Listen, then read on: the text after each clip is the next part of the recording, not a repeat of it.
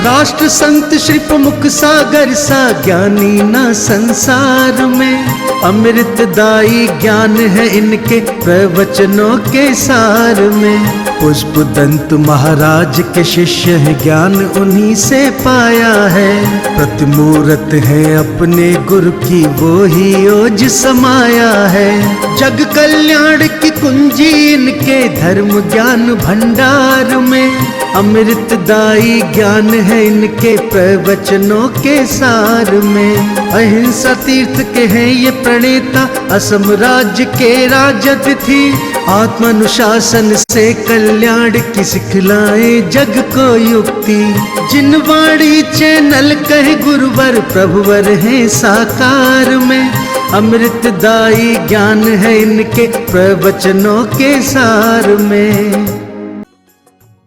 इस कार्यक्रम के पुण्याजक हैं शादी की 50वीं सालगिरह के उपलक्ष्य में श्रीमान ओम प्रकाश प्रभा देवी सेठी, श्रीमान संदीप सविता देवी सेठी, श्रीमान सचिन अमिता यशस्वी लहर अवयुक्त अव्यान एवं समस्त सेठी परिवार, गुवाहाटी बेंगलोर।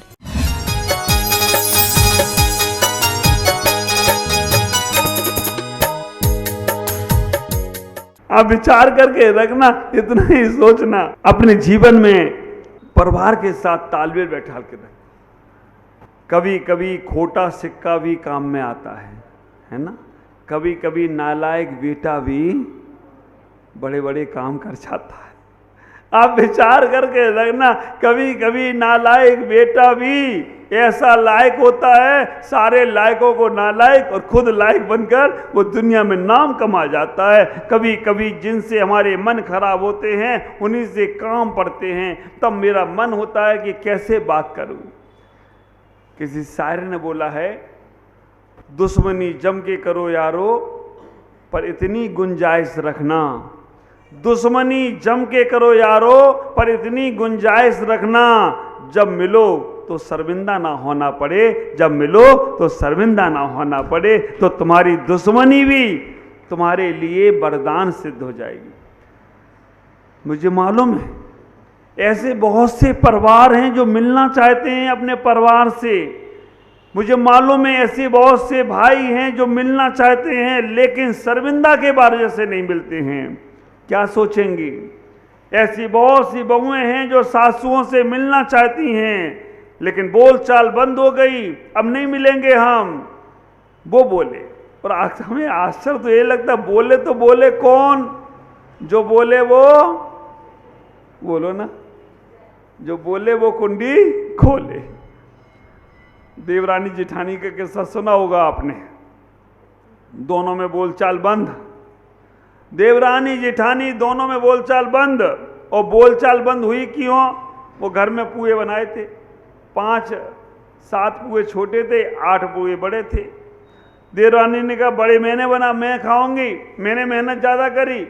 और जेठानी ने कहा मैं बड़ी हूँ, मैं बड़े खाऊंगी।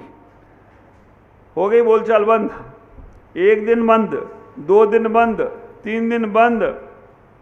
3 दिन में तो वो शरीर में कुछ गया ही नहीं, पेट में गया ही नहीं। अब बोले तो बनाए खाए कौन? 3 दिन में तो जिनकी आवाज़ से मोहल्ले वालों की नींद खुलती थी, 3 दिन वो बेचैनी में आ गए। हुआ क्या इस घर में? दरवाज़ा बंद था, दरवाज़ा खटखट किया गया और न कि जो बोले वो कुंडी खोले। 3 दिन बाद दरवाजे को तोड़ा गया। अब तोड़ा गया, जैसे गांव के लोग अंदर घुसे, दोनों ने आंखें बंद कर ली। एक विचार करना, रियल में कोई आदमी मरा हो तो वो हिल भी डुल सकता है, और जो आर्टिफिशियल मरा हुआ है ना, वो हिलेगा भी नहीं, श्वास बंद। रियल में अगर तुम्हारा बच्चा सो रहा है, उसे आवाज़ दोगे बेटा जाग जाओ, तो वो करवट तो बदल ही लेगा। और अगर नाटक में सो रहा है तो आवाज़ दो, करवट भी नहीं बदलेगा वो, क्योंकि नाटक का ही सोया हुआ है। रियल में अगर तुम लोग सोए हुए हो तो मैं आवाज़ दूंगा, जागो तो जग जाओगे। लेकिन नाटक कर रहे सोने का, तो मैं कितना भी बोलूं संसार असार है, तुम कहोगे महाराज इसी में सार है। तुमने देखा क्या है अभी? आप विचार करके रखना, तुम तो छोड़ छाड़ के निकल गए घर, अभी मजा लिया ही नहीं तुमने संसार का।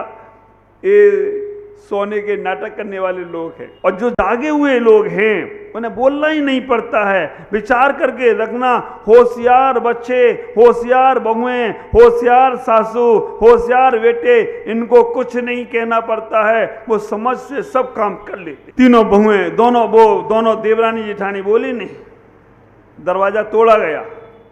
तोड़ने के बाद दोनों और ज्यादा सांस रोक के लेट गए। यहाँ वहाँ पकड़ा, हाथ पार पकड़ा, आंखें खोली, उनने कही आंख भी बिल्कुल ही बंद ही करके रखना, देख लिया खुला हुआ तो अभी मेरे को जो बुलवा लेंगे और मेरे को छोटे पुए खाना पड़ेंगे। उन्होंने कहा ये तो गए। 8 पुए बड़े थे, 7 छोटे थे। गांव वालों ने कहा ये दोनों की सांस भी नहीं चल रही है, सब कुछ खत्म हो गया, अब तो चलो भाई इनको ले जाएं। इनके पति अति तो बाहर गए हैं। अर्थी बनाई गई, लेटाया गया। बोले तो बोले कौन, बोले तो बोले कौन, लिटा दिया गया, बांध दिया गया।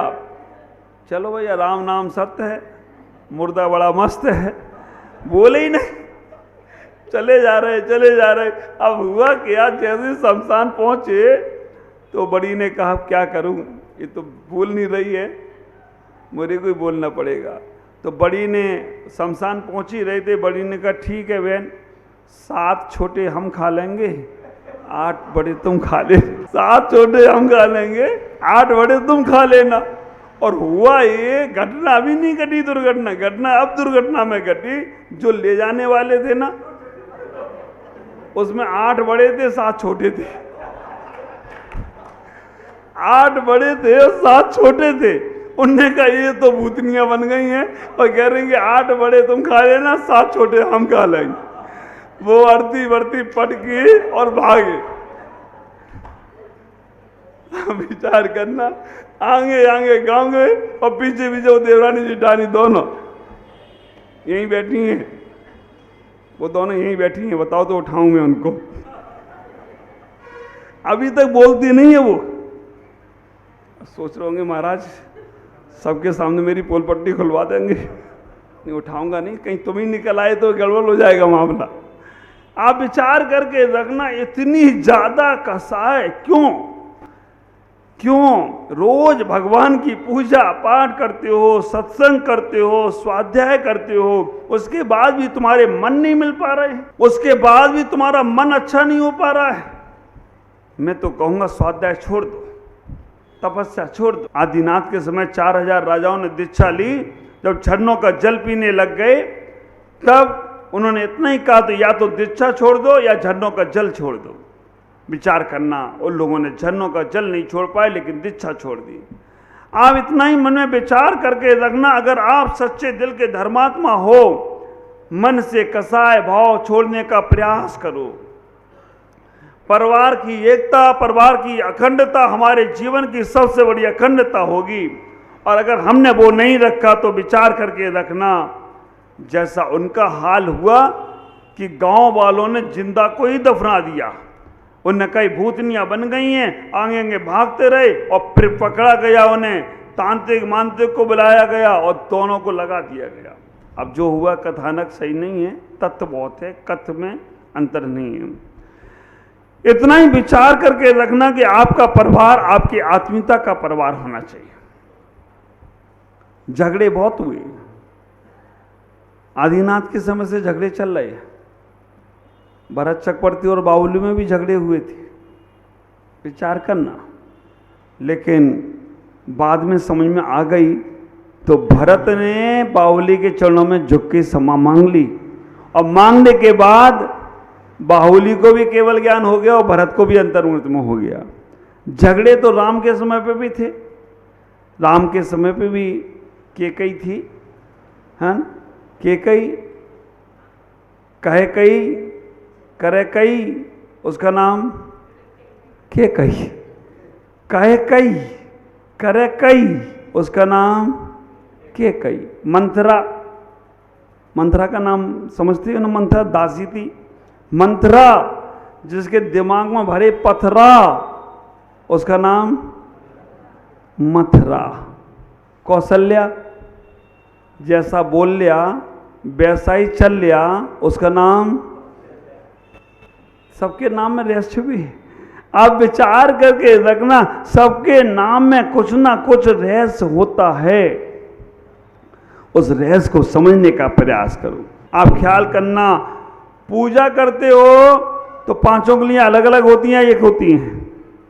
एक साथ अर्घम निरपामते स्वाहा। यहां पे अर्घम निरपामते, पेट भरने में भी पांचों को साथ चाहिए और पूजा करके पुण्य बढ़ाने में भी पांचों का साथ चाहिए। पूजा करने के पुण्य बढ़ाने के लिए पांचों उंगलियों का साथ और पेट भरने के लिए भी पांचों उंगलियों का साथ। जब वो सब साथ में होती हैं, पूजा करने से पुण्य बढ़ता है और पांचों उंगलियों को पेट में भोजन डालने से पेट भरता है। एक जगह और पांचों साथ होती हैं, मालूम है? आप विचार करके रखना, किसी का मुंह तोड़ना है, एक उंगली से कहे यही कुछ नहीं होगा।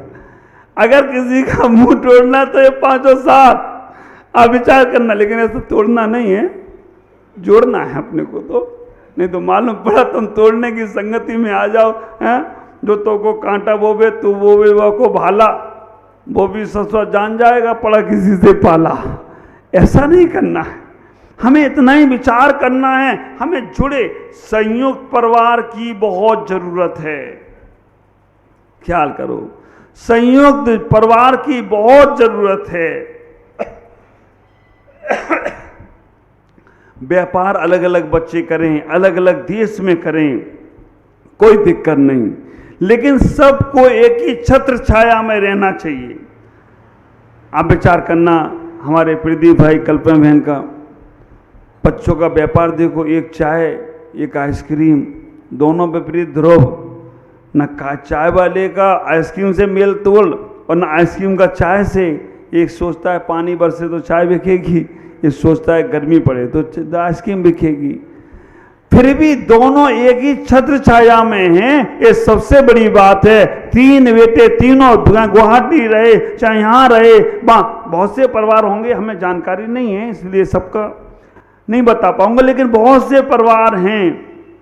हमारे कैलाश जी रंगिया, एक बेटा दिल्ली रहता है, एक बेटा रंगिया रहता है, एक बेटा गुवाहाटी रहता है, पूरे बेटे अलग अलग रहते हैं, लेकिन फिर भी एक ही छत छाया। बाबूजी ने जो कह दिया, कैलाश जी ने जो कह दिया, वो सब बच्चे मान लिया करते। इससे अखंडता होती है। आप विचार करना, हम आचार्य भगवान गुरुदेव पुष्पदंत सागर जी महाराज के शिष्य कई रहे, कम हैं लेकिन सब काम के हैं। क्वांटिटी हमारे पास आचार्य भगवान के पास नहीं है, लेकिन सब क्वालिटी नंबर 1 है। ये मैं अपनी प्रशंसा में नहीं कह रहा हूँ, आपको देखने को ही मिलता है। जब आचार्य भगवान गुरुदेव के शिष्य जहाँ चले जाते हैं, समाज को तोड़ते नहीं है, समाज को समाज से जोड़ देते हो, तो कोई आश्चर्य की बात नहीं है। हमारे संस्कृति में तोड़ने का कोई काम नहीं है, जोड़ने का काम है। चाहे तुम किसी पंथ को मानो, 13 को मानो या 20 को मानो, हमें तुम्हारी क्रियाओं से कोई लेना देना नहीं है, क्योंकि तुम क्रियाओं में कोई बदलाव नहीं लाओगी। 13 वाला 13 ही करेगा, 20 वाला 20 ही करेगा। मेरे गुरुदेव ने तो इतना ही कह के भेजा है मुझे कि बेटा 13 वाले को 13 का विवेक सिखाना और 20 वाले को 20 का विवेक सिखाना, और तो अपने स्व विवेक से अपना कल्याण करना, क्योंकि इनको तो केवल हम विवेक सिखा सकते हैं। विचार करना, समाज को जोड़ने की ताकत अगर कहीं है, संतों को जोड़ने की ताकत कहीं अगर है, तो गुरुदेव आचार्य भगवान पुष्पदंत सागर जी महाराज के पास, उनके शिष्यों के पास। इतना ही विचार करो, इतना ही सोचने का प्रयास करो कि हम अपने जीवन में कैसे वो जोड़ने की संस्कृति को ला सकें। हम सब शिष्य, प्रज्ञा सागर जी तपोभूमि में हैं, प्रसन्न सागर जी कर्नाटक में हैं, सौरभ सागर जी दिल्ली में हैं, अरुण सागर जी हरियाणा में हैं, पुलक सागर जी गुजरात में हैं, प्रणाम सागर जी महाराष्ट्र में हैं। आप विचार करके रखना, सारे शिष्य, प्रमुख सागर जी कहाँ हैं? आसाम में हैं। लेकिन ये सारे के सारे शिष्य इतने दूर हैं, लेकिन ये सारे के सारे शिष्य अगर आचार्य भगवान के कल्प वृक्ष के नीचे हों, तो कोई आश्चर्य की बात नहीं है। ये सब उसी वृक्ष के नीचे रहकर अपने जीवन को समझते हैं। उनका आचार्य भगवान का एक इशारा आता है तो हम सब शिष्य धन्य धन्य समझ लेते हैं। चलो कभी कोई गुरु ने आज्ञा तो दी। एक बात का हमेशा ख्याल रखना, उपदेश सुनने के पात्र ही नहीं बने रहना। उपदेश सुनने के पात्र बहुत बनते हैं, लेकिन गुरु आज्ञा के पात्र भी बनने का प्रयास करना। गुरु हर किसी को उपदेश तो देते हैं, लेकिन आदेश नहीं देते। उपदेश सामान से सबको देते हैं। गुरु को उपदेश तो दे देते हैं, लेकिन आदेश अपने ही शिष्य को देते हैं। आदेश अपने ही जो उनका मानने वाला हो उसे ही देते, हर किसी को उपदेश। तो अपने जीवन में उपदेश की पात्रता ही पैदा करके मत ले जाना।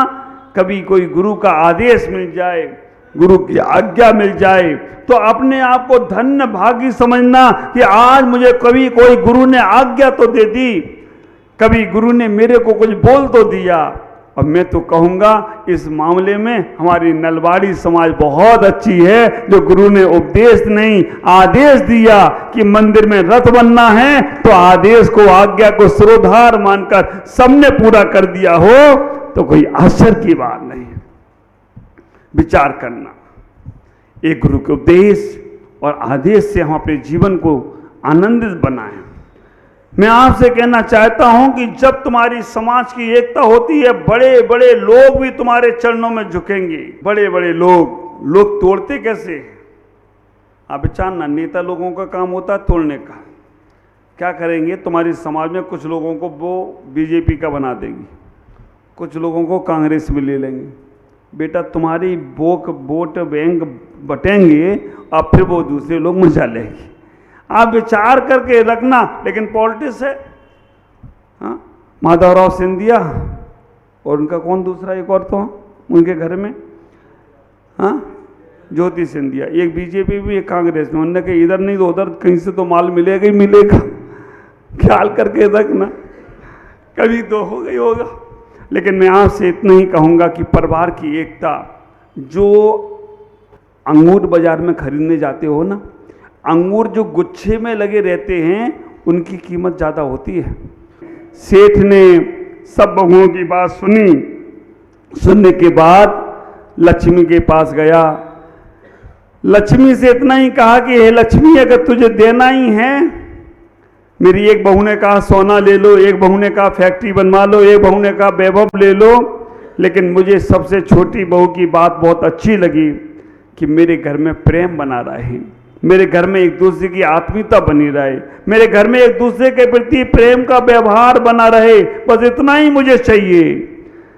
लक्ष्मी ने कहा, अरे सेठ, तूने घर में प्रेम, आत्मीयता, प्यार मांग लिया, अब मैं तेरे घर से कभी नहीं जाऊंगी, हमेशा हमेशा तेरे घर में ही रहूंगी, कहीं नहीं जाने वाली हूं। क्योंकि जहां प्रेम का वास होता है वहीं लक्ष्मी का निवास होता है, जहां प्रेम का, प्यार का वास होता है वहीं लक्ष्मी का खासम खास होता है।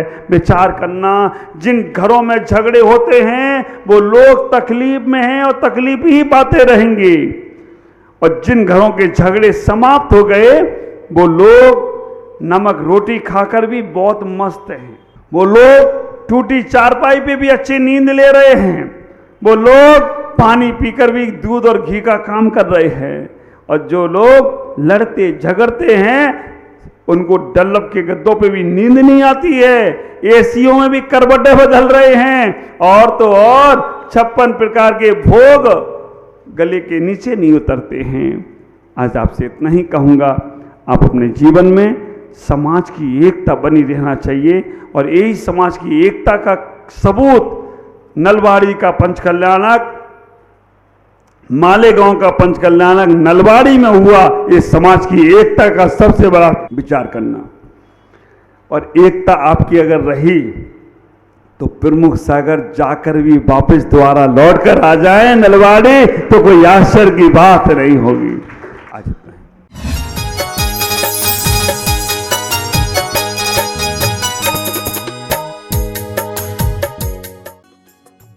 इस कार्यक्रम के पुण्याजक थे शादी की 50वीं सालगिरह के उपलक्ष्य में श्रीमान ओम प्रकाश प्रभा देवी सेठी, श्रीमान संदीप सविता देवी सेठी, श्रीमान सचिन, अमिता, यशस्वी, लहर अवयुक्त अभियान एवं समस्त सेठी परिवार, गुवाहाटी, बैंगलोर।